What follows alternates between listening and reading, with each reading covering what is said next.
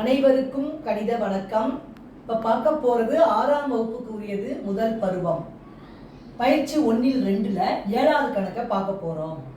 என்னுடைய பணம் பெறும் அட்டையின், அதாவது ஏடிஎம் அட்டை, கடவுச்சொல் பாஸ்வேர்டு 9, 4, 6 மற்றும் 8 ஆகிய இலக்கங்களை கொண்டது.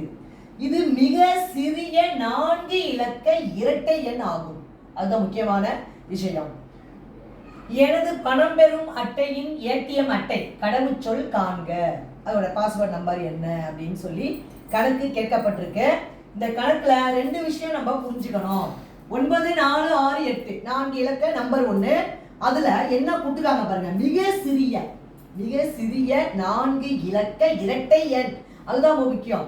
இப்ப மிக சிறிய முதல் சின்ன நம்பருக்கு 9 என்னோட நம்பர் கொடுக்கப்பட்டிருக்கு. 9, 4, 6, 8ன்னு கொடுத்துருக்காங்க. இது இருக்கிறது மிக சிறிய நம்பர் என்ன, 4. அப்ப 4ல தான் தொடங்குது. அடுத்த நம்பர் என்ன, 6. அடுத்து இப்ப என்னன்னா அடுத்த நம்பர் 8, அப்புறம் 9 போடணும்.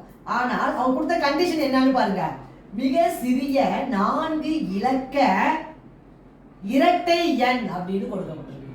அப்ப 89 போட்டா அது ஒற்றை எண்ணா மாறிடும். அப்ப என்ன நம்பர் போடணும், 9 முன்னாடி போட்டு 8 அப்புறம் எழுதணும்.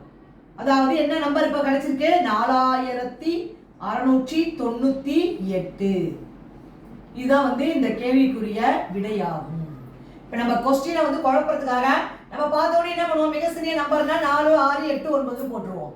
ஆனால் அவங்க கொடுத்த ட்விஸ்ட் என்னது, இரட்டை எண். அப்ப இரட்டை எண் அப்படிங்கிறப்ப 9 இங்க போட்டுட்டு 8 போட்டுருங்க. அப்ப வரக்கூடிய விடை 4698. புரிஞ்சுங்களா?